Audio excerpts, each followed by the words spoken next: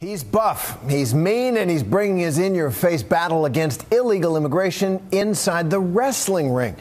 While outrageous characters and trash talking are par for the course in pro wrestling, the supervillain you're about to meet, known as R.J. Brewer, is upping the ante, seizing upon the white-hot issue of undocumented immigrants to rile up almost entirely Hispanic crowds. But is it all an act? ABC's Lindsay Davis brings us a ringside seat. From Phoenix, Arizona, R.J. Brewer!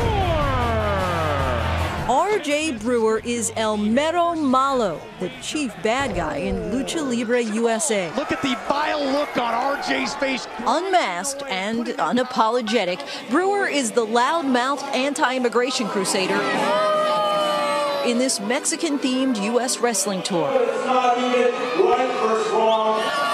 It's legal versus illegal. He's become a metaphorical punching bag for American Latinos frustrated and outraged over immigration policy. R.J. Brewer's taking some punishment here. One of the most popular entertainment spectacles in Mexico, Lucha Libre is known for its insane acrobatics and colorful masks. The stars are typically unknown, but not Brewer. This isn't a character for me. You know, obviously it's pro wrestling and I turn it up for the cameras, but my message is real. This is really how I feel.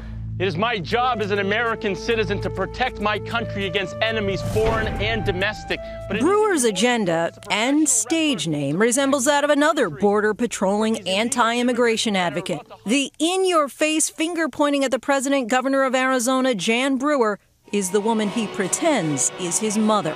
Jan Brewer's, in my opinion, she's the only politician that has the guts to tell our president, hey, secure the borders and do your job. Portraying himself as the son of Jan Brewer was, I guess, a stroke of genius. That was kind of something that took the character from being a character that people have seen a million times to a character that had a little bit more depth to it.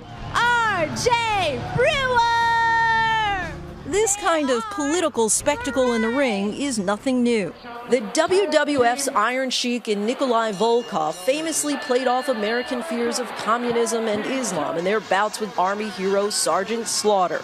And when I say R.J. Brewer, and he's walking along a fence line, and behind him there are three masked luchadors climbing the fence and jumping over to the other side, quite frankly, I'm not all that bothered by it. fences like this all across our country are going unprotected, unsecured, and that's why I'm here. The general belief in wrestling is try anything, and it's only gone too far if fans stop going to your shows. But the fans haven't stopped. In fact, ticket sales were up 30% last year. While I certainly lack the brawn and agility to wrestle with Brewer like this, he agreed to square up with me outside the ring to weigh in on the border battle royale. So to say that you're anti-immigration is probably a bit of an understatement.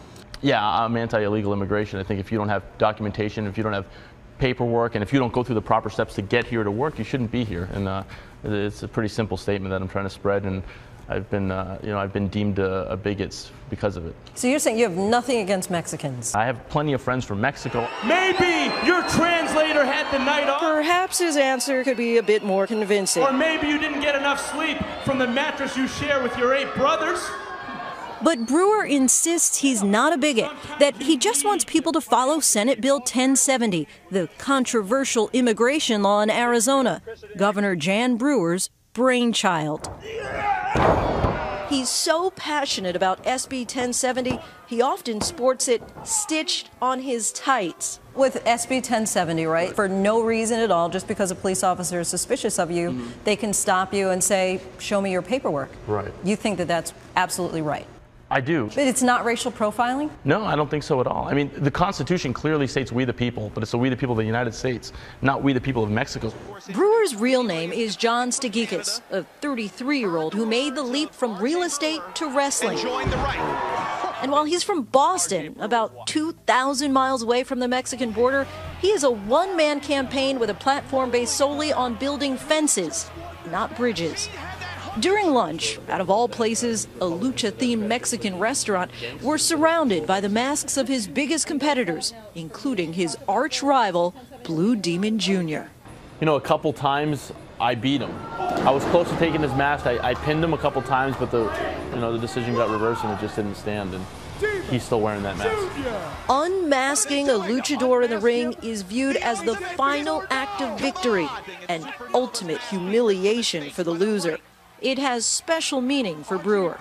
The mask, in my opinion, symbolizes evil. In the United States, if somebody puts on a mask, it's either for one, Halloween, or two, to commit a crime. So this mask, to me, it represents a great advantage to them, and maybe they're hiding their identity for a reason. I don't know, maybe they're wanted somewhere for a criminal charge or something. I don't know who they are. You associate the mask with being a criminal. Absolutely, yeah, I do. I'm really trying to decipher if this is really you or if it's really a ploy to sell tickets. Well, that's the thing. Pro wrestling is obviously theater. We turn up our views for the camera. So everything I say I mean, and everything I say comes from here.